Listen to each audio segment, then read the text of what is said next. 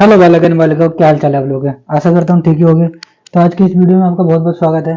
तो आज की वीडियो में हम पिछले साल का क्वेश्चन पेपर सोल्व कर रहे थे। तो आज की वीडियो में ये वाला क्वेश्चन सोल्व करेंगे जिसमें दे रखा है पिता की उम्र पुत्र की उम्र की 7 गुनी है। ठीक है। 2 वर्ष पहले पिता की उम्र पुत्र की उम्र की 13 गुनी थी। दोनों की वर्तमान उम्र क्या है। तो पिता और पुत्र की उम्र हमें ज्ञात करनी है। तो उसके लिए पहले हम मान लेते हैं, यहाँ लिख लेते हैं माना पुत्र की उम्र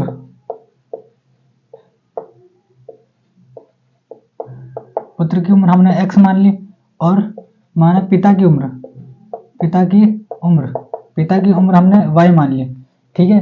और पहली लाइन पढ़ते हैं। इसमें दे रखा है पिता की जो उम्र है ना, पुत्र की उम्र की 7 गुनी है। तो यहाँ लिख दे रहा हूँ पिता की उम्र y है, बराबर लिख दिया पुत्र की उम्र की 7 गुनी है। तो पुत्र की उम्र से गुणा कर दिया हमने। समझ में आ गया। तो ये हमारा पहला समीकरण बन जाएगा। इसको इधर कर लेंगे तो क्या आ जाएगा हमारा, y माइनस में आ गया, प्लस में था, इधर आके माइनस हो गया। तो ये हमारा पहला समीकरण हो जाएगा 7x माइनस वाई बराबर 0। ये हमारा पहला समीकरण बन गया। अब दूसरी लाइन पढ़ते हैं। यहाँ दे रखा है कि 2 वर्ष पहले पिता की उम्र। ठीक है। अब ये कह रहा है कि 2 वर्ष पहले की बात कर रहा है। तो यहाँ पर फिर से मान लेते हैं हम 2 वर्ष पहले 2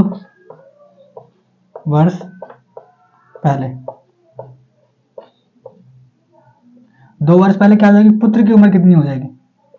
2 वर्ष पहले पुत्र की उम्र 2 वर्ष पहले पुत्र की उम्र हो जाएगी x माइनस 2। ठीक है। यहां पर हमने मानी थी पुत्र की उम्र, हमने x मानी थी। तो 2 वर्ष पहले कितनी हो जाएगी, x माइनस 2। ठीक है। और पिता की उम्र कितनी हो जाएगी, पिता की उम्र भी सेम हो जाएगी y माइनस 2। अब आगे बढ़ते हैं। 2 वर्ष पहले लिख लिया हमने। अब दे रखा है कि पिता की जो उम्र है ना, पुत्र की उम्र की 13 गुनी है। फिर से सेम ऐसे लिख लेंगे, पिता की उम्र दे रखी है y माइनस 2 वर्ष पहले, बराबर लिख दिया पुत्र की उम्र की 13 गुनी है। यहाँ से 13 गुणा कर दिया, किससे गुणा कर दिया, पुत्र की उम्र से। समझ में आ गया। अब इसे सॉल्व कर लेते हैं इसकी तरह ही। तो हमारा क्या आ जाएगा, सेम यहाँ पर आएगा y माइनस 2 बराबर 13 की गुणा x में हो जाएगा। तो हमारा आ जाएगा 13x। अब 13 की गुणा फिर से हो जाएगी माइनस 2 में, तो माइनस का 26, 13 दूनी 26। अब इस समीकरण को सॉल्व कर लेते हैं। इसको उधर भेज देते हैं, इसको उधर भेज देते हैं। तो 2 माइनस था, ये 26 माइनस का था, इधर आके प्लस हो गया 26 बराबर 13x था। ये प्लस का y है, इधर आके माइनस का y हो जाएगा। यहाँ तक हमारा आ गया। इसको अभी इधर से सॉल्व कर लेते हैं, लाइन खींच के। ठीक है। हमारा क्या आ गया, माइनस का 2 प्लस का 26। तो इन दोनों को सॉल्व करने पे आएगा हमारा 24। 26 में से 2 क्या बच गया, 24 बराबर में 13x माइनस वाई। ठीक है। अब हमारा समीकरण क्या बन गया, 13x माइनस वाई बराबर 24। ये हमारा बन गया दूसरा समीकरण। हमारे 2 समीकरण निकल गए। जो हमारा ये क्वेश्चन दे रखा था उसी से हमने 2 समीकरण बना लिया। और ये हमारा क्या है, 2 चर वाले रेखिक समीकरण। इसको हम सॉल्व कर लेते हैं सबसे आसान विधि से, विलोपन विधि से। विलोपन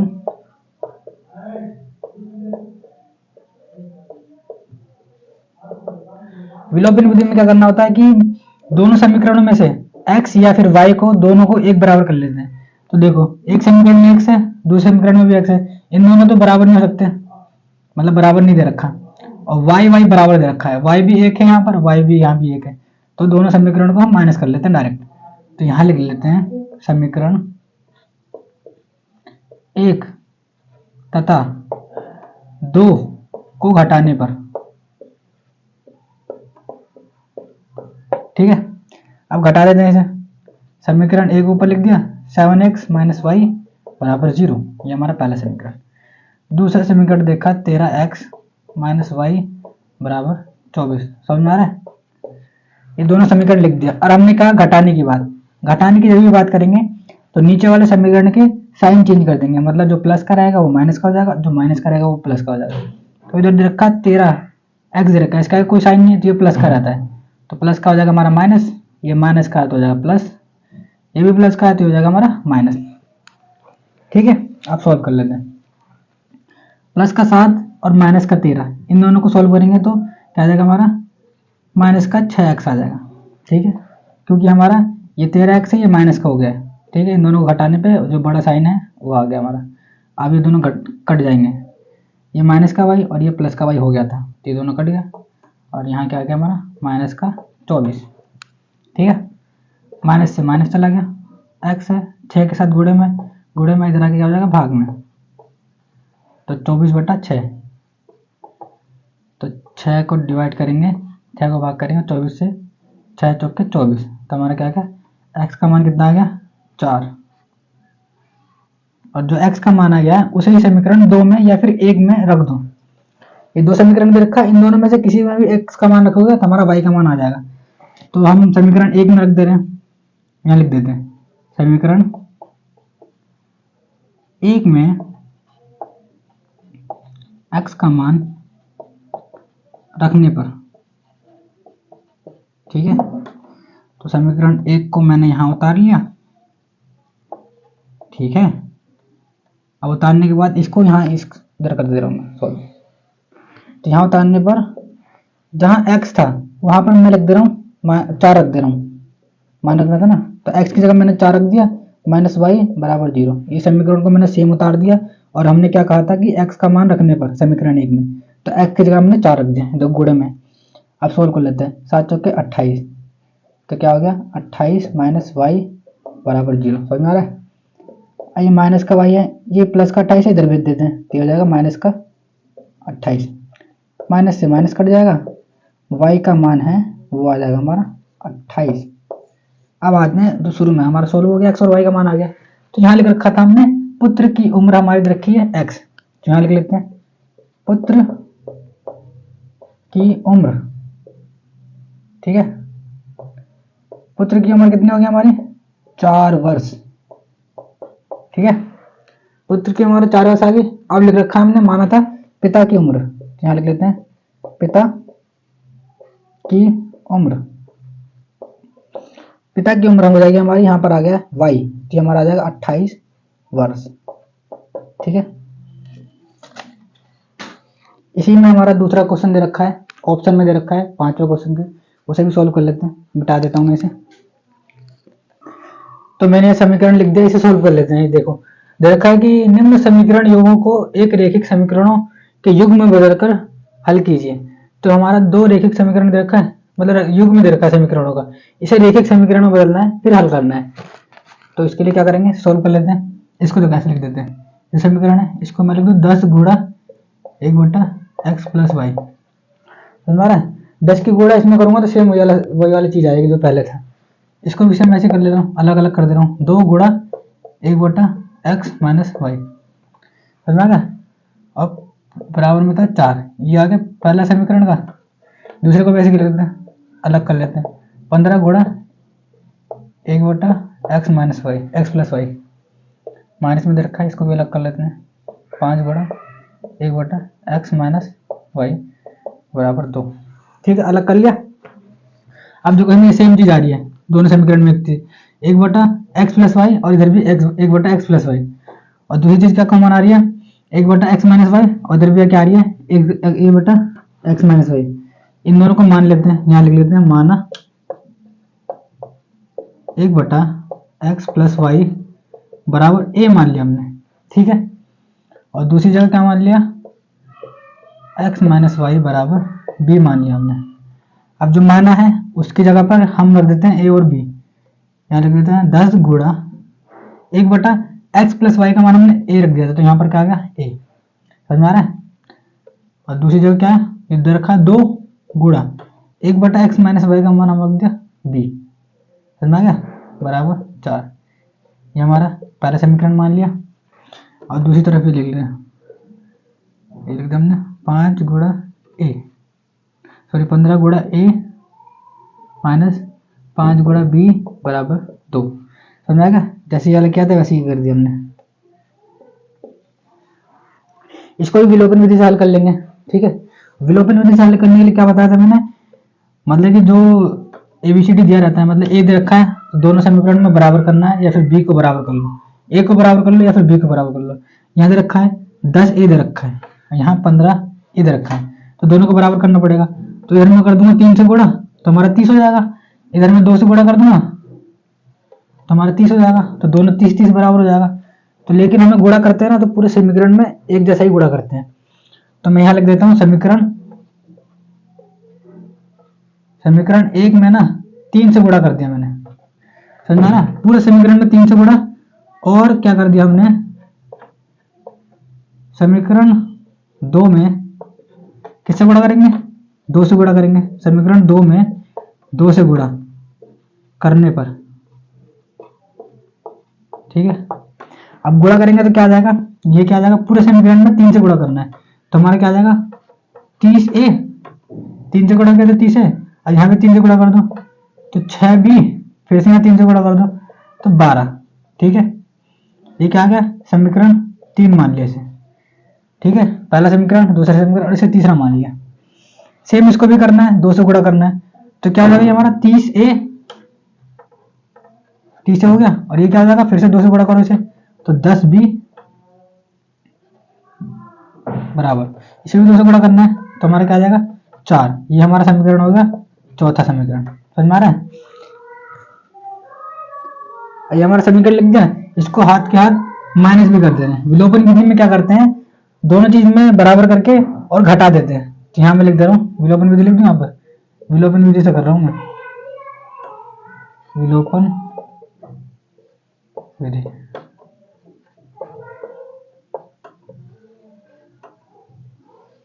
इसको घटा लेते हैं।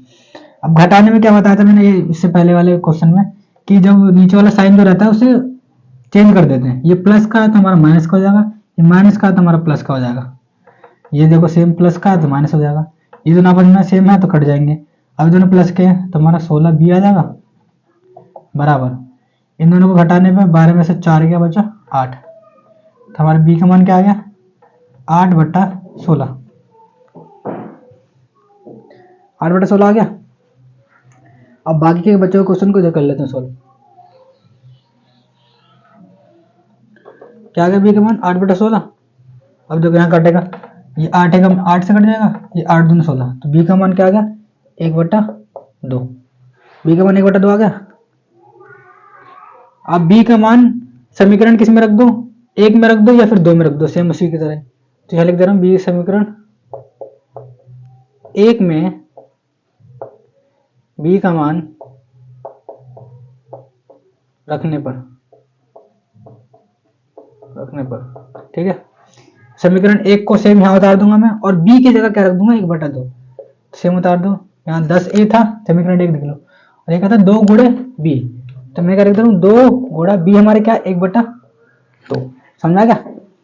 इस समीकरण को सेम यहाँ उतार रहा हूँ, तो ये सेम आ गया 10a, और यह क्या था 2 गुणे b, तो 2 गुणे 1/2 b का मान आ गया बराबर में 4, ठीक है। आप सॉल्व कर लेते हैं, 2 से 2 कट गया तो हमारा क्या आ गया 10a प्लस 1/4, समझ आ गया। 2 से 2 कट जाएगा तो हमारा क्या बच जाएगा 1 बच जाएगा।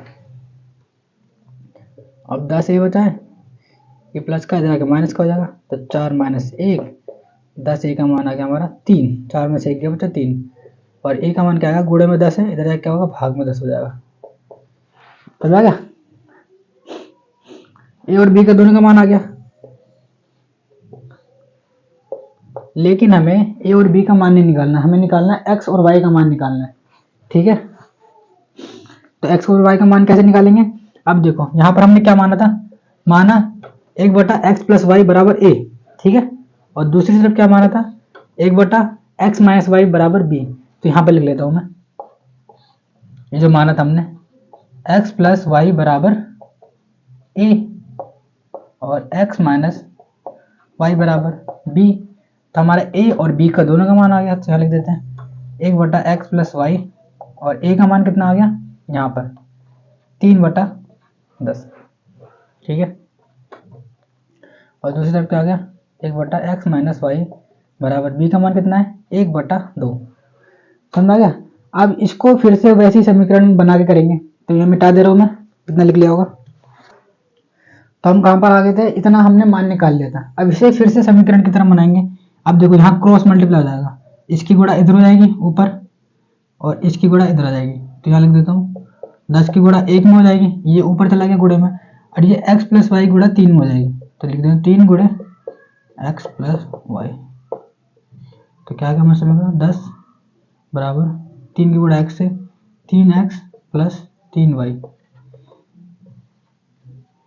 3x 3y बराबर 10। समझ आ गया। तो ये हमारा समीकरण 4 तक मान लिया था हमने, ये हमारा समीकरण हो गया 5। सेम इसको भी ब्रज गुणन खंड कर देंगे हमारा, मतलब क्रॉस मल्टीप्लाई, इसकी गुणा इधर इसकी गुणा इधर, तो हमारा क्या आ जाएगा 2 गुणा 1, इसकी गुणा इधर आ जाएगी तो 1 गुणा x माइनस वाई, तो क्या आ जाएगा 2 कम 2 और 1 की गुणा इसमें आएगी तो सेम आ जाएगा x माइनस वाई। तो हमारा समीकरण क्या होगा x माइनस वाई बराबर 2। ये हमारा छठा समीकरण बन गया। अब फिर से इसमें दूसरी बार भी विलोपन विधि लगाना पड़ेगा, तो विलोपन विधि के लिए बराबर कर लेते हैं। अब देखो x 3 है यहाँ पर, यहाँ x 1 है, यहाँ समीकरण में 3 से गुणा कर दूंगा तो हमारा क्या आ जाएगा 3x आ जाएगा। तो लिख देता हूँ मैं समीकरण 6 में 3 से गुणा करके समीकरण 5 से घटाने पर, तो मैंने लिख दिया समीकरण 6 में हमने 3 से गुणा करेंगे और क्या कर देंगे 5 से घटा देंगे। तो यहाँ 3 से गुणा कर देते हैं, यहाँ 3 से गुणा करेंगे तो क्या आ जाएगा 3x माइनस 3y, समझ आ गया। और ये 3 दूनी 6, ये हमारा समीकरण 6 का था। 6 को 3 से गुणा किया ना, और 5 को सेम यहाँ उतार देते हैं और इन दोनों को कर देते हैं घटा। हमारा क्या था समीकरण 5, ठीक है। अब इन दोनों को कर देते हैं घटा। घटा में क्या करते हैं पता है तो मैंने साइन चेंज हो जाता है, ये प्लस का ये माइनस का, ये प्लस का ये माइनस का, ये प्लस का ये माइनस का, ये दोनों कट जाएंगे, ये दोनों माइनस माइनस प्लस हो जाएंगे, तो माइनस का 6y बराबर, अब इन दोनों घटा क्या आएगा माइनस का 4 आ जाएगा। y से माइनस कट गया और गुणे में 6 है, इधर क्या होगा भाग में 6, तो y का मान कितना आ जाएगा, एक से कट रहा है 2 से, 2 दूनी 4 और ये 2 से 2 तेज 6, तो y का मान हमारा y का रियल मान क्या आ गया 2/3, ठीक है। क्या लिख दे रहा हूँ मैं, दिखाई नहीं दे रहा होगा तो y का मान आ गया हमारा 2/3 आ गया, ठीक है 2/3 आ गया। अब सेम उसी की तरह करेंगे, y का मान हम इन दोनों समीकरण में किसी में भी रख देते हैं, तो समीकरण 6 में रख देते हैं, तो y का मान मैं यहाँ लिख दे रहा हूँ, y का मान समीकरण 6 में रखने पर,